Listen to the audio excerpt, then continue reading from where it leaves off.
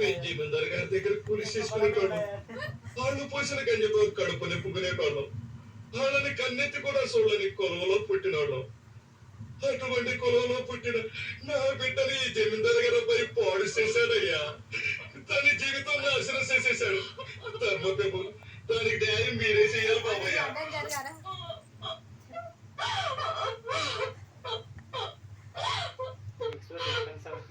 నువ్వు ఆ పిల్లకి తండ్రివి, నీ మాటలా నమ్మడం.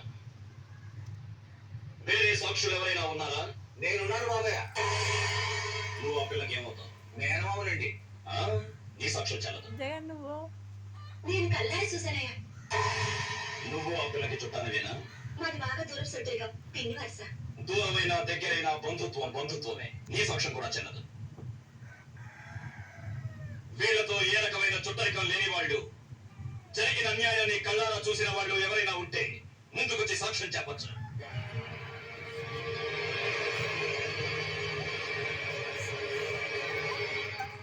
మీరెవ్వరికి భయపడాల్సిన అవసరం లేదు. మనమందరం భయపడాల్సింది ఆ భగవంతుడికి, మన మనస్సాక్షికి. చెప్పండి.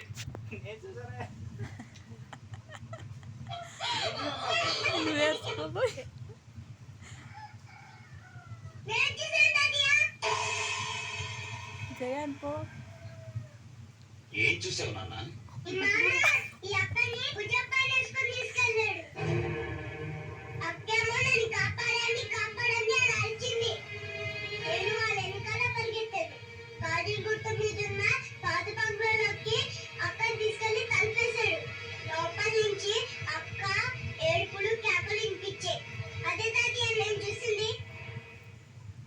ఎలా నీతి లేని కుక్క! మన కింద పనిచేసే వాళ్ళకి తిండి బట్ట ఇచ్చి అండగా నిలబడి ఆశ్రయ ఇవ్వడం యజమానిగా మన ధర్మం. అలాంటిది నిన్నే నమ్ముకుని నీ పంచన పడున్న వాళ్ళ పడకనే పంచుకున్నావంటే మృగానికి నీకు తేడా లేదు. అయ్యా, ఊళ్ళోకి అమ్మవారి పసుపు దారు పట్ల అట్టగే. ఇదిగో అమ్మాయి, ఇలా రా. ఏ చేతులతో అయితే ఆ అమ్మాయి జీవితాన్ని నాశనం చేశావో అదే చేతులతో ఆ అమ్మాయి మెడలో తాళి కట్టి కొత్త జీవితాన్ని ఇవ్వు. ఇదే ఈ పాపనాయుడు తీర్పు. నీ తీర్పు మార్చు. ఇలాంటి అలాగే ఉంటాడు మాలాంటి జమీందారులకు మామూలే. నేను నీ చెల్లెలు భర్తని, వీడు మాకు పుట్టిన బిడ్డ. కాస్త ముందు వెనక ఆలోచించి తీర్పు ఇవ్వడం నేర్చుకో.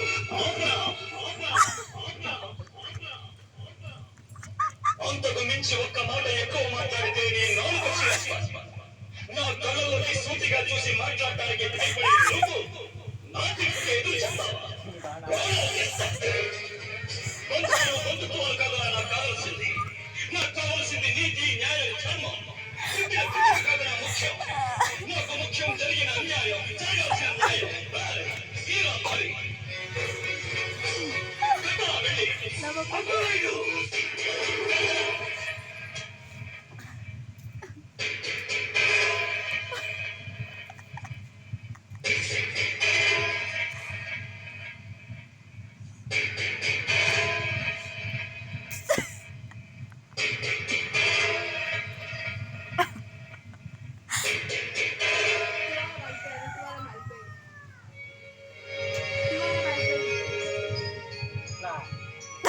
ఇంట్లో నీకే లోటు జరిగినా ఈ పాపారాయుడున్నాడన్న సంగతి మర్చిపోకు.